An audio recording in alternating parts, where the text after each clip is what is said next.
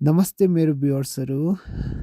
दसैँको ठुलो पानी परेको पछि अथवा दसैँमा परेको ठुलो पानीले बाटोमा ठुलो क्षति पुर्याएको सकिएपछि फेरि अप्पर मुस्ताङको बाटो साधारण स्थितिमा आएको छ। यति बेला भने अप्पर मुस्ताङको बाटो फेरि राम्रो भइसकेको देखिन्छ।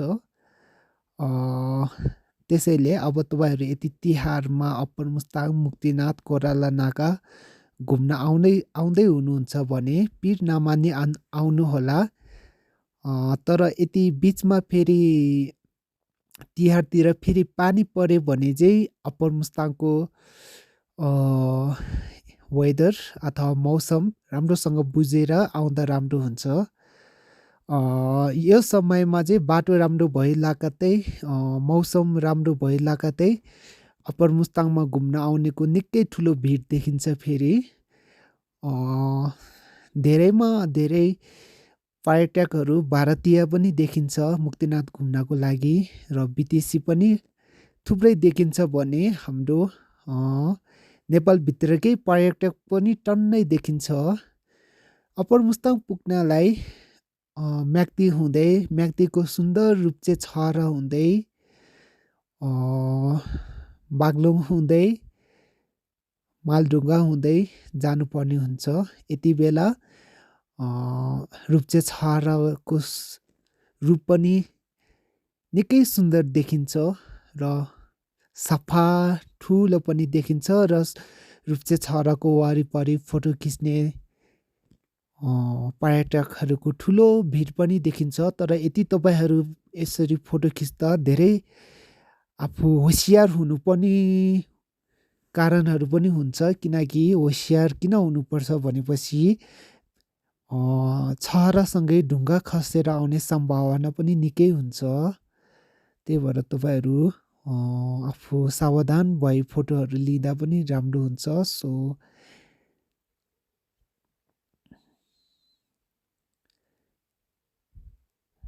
जाँदैछौँ हामी अप्पर मुस्ताङ। टन्न बाइकहरू आएको रहेछ, विदेशीहरू। वाउ!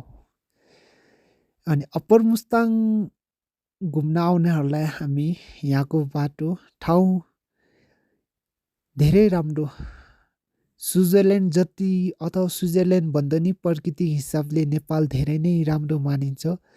ठाउँ स्वर्ग भन्दा कम छैन। तर यताको बाटो एकदमै राम्रो छ भनेर चाहिँ हामी तपाईँहरूलाई भन्न सकिँदैन। किनभने नेपालको अप्पर मुस्ताङ मात्र जाने नभई अझै उता अप्पर डोल्पो, अप्पर मनाङ त बाटै बनेको छैन।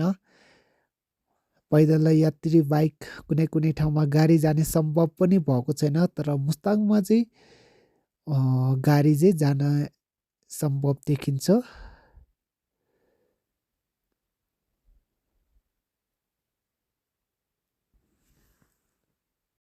यसै गरी आज यो जीपहरू सबै अप्पर मुस्ताङ जाँदैछ। अप्पर मुस्ताङबाट मान्छे लिनको लागि जाँदैछ। जाडो महिना आउँदै गर्दा उपल्लो मुस्ताङहरू पनि, मुस्ताङका बासिन्दाहरू पनि हिउँदो जाडोबाट छल्नलाई अथवा हिउँदो व्यापार गर्नलाई तल पोखरा झर्ने गरिन्छ। त्यही भएर हिउँदोमा चाहिँ अप्पर मुस्ताङ सुनसानै हुन्छ भन्नुपर्छ। तर यसपालि चाहिँ चुनाव आउने कारणले निकै नै भिडहरू हुनेछ। अनि आज हिमालको सुन्दर दृश्य देख्न सक्नुहुन्छ तपाईँले।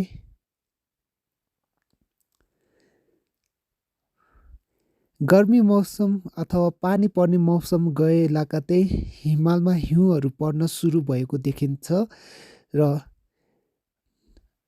यति जो मान्छेहरू गर्मी अथवा पानी पर्ने मौसममा अप्पर मुस्ताङ घुम्न आएको थिए उनीहरूले यो सुन्दर हिमालको दृश्य हेर्ने मौका नपाएको हुनसक्छ। किनकि गर्मी महिना अथवा पानी पर्ने महिनामा पुरै हिमाल कुहिरोले ढाकेको कारणले, कुहिरोले ढाकेर बस्ने हुने कारणले हिमालहरू हिउँदो लाग्दाखेरिको जस्तो सुन्दर देख्ने मौका कमैले मात्र पाउँछ।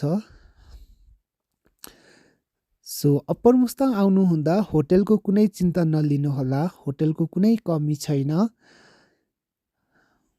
तपाईँहरूले होटेल भएको सुविधा अनुसार पाउने हुन्छ र तर पनि होटेल भए तापनि बत्तीको अलि समस्या देखिन्छ कुनै कुनै ठाउँमा, त्यसैले तपाईँहरूले आफूसँग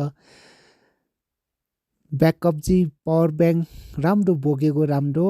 अनि बाइकमा आउने हुँदैछ भने न्यानो लुगा लगाएको राम्रो, एकदमै न्यानो, किनकि पोखरामा जति गर्मी हुन्छ अप्पर मुस्ताङमा त्यत्तिको गर्मी हुँदैन, एकदमै जाडो हुन्छ। तिहार सुरु भएसँगै यहाँको जाडो निकै नै बढ्ने हुनेको कारण तपाईँहरूले लुगा न्यानो अनि तपाईँहरूको जुत्तादेखि पन्जा जुत्ता सकभर वाटरप्रुफ भएको राम्रो, किनकि अझै पनि अप्पर मुस्ताङको कुनै कुनै ठाउँहरूमा पक्की पुल बनि नसक्दा एक दुई सानोतिनो खोलाहरू बाइक चढ्दाखेरि चाहिँ तपाईँको खुट्टाहरू भिज्न सक्ने हुनसक्छ।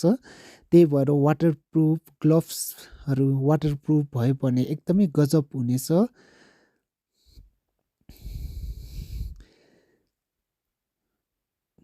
त्यसै गरी पेट्रोलमा भाउ निकै अप्पर मुस्ताङमा 250 हुने भएका कारणले यदि तपाईँहरू बाइकमा आउने हुनुहुन्छ भने 10 लिटर 20 लिटर पेट्रोल आफ्नो बाइकमा बोकेर आउँदा अझै गजब हुनेछ, किनभने यस्तो कारणले तपाईँहरूको पैसा निकै बचत हुने गर्ने देखिन्छ।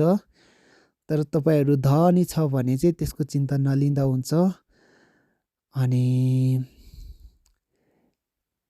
त्यसै गरी तपाईँहरूले अप्पर मुस्ताङको बारेमा होटेलको कोर्स यताको धेरै जानकारी बुझ्नु मन छ भने मेरो कमेन्टमा आउनुहोस्, मेरो कमेन्टमा सोध्नुहोस्, म तपाईँहरूको सबै रिप्लाई गर्नेछु होइन।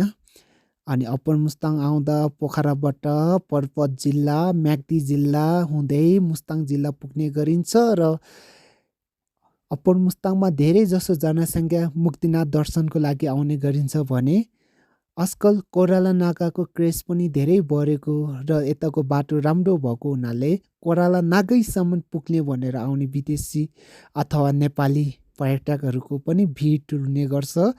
अझ तिहारमा त तपाईँहरूले होटेलहरू अलि पहिल्यै बुक गरेको अझ राम्रो, किनकि तिहार दसैँ भनेको चाहिँ एकदमै हाम्रो सिजन हो।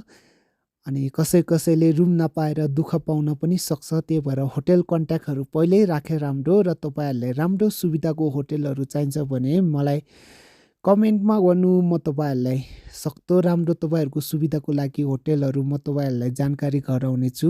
र यति भन्दै आजको भिडियो समाप्त हुँदैछ र आउँदै गर्छु, हाल्दै गरौँला दामी दामी भिडियो।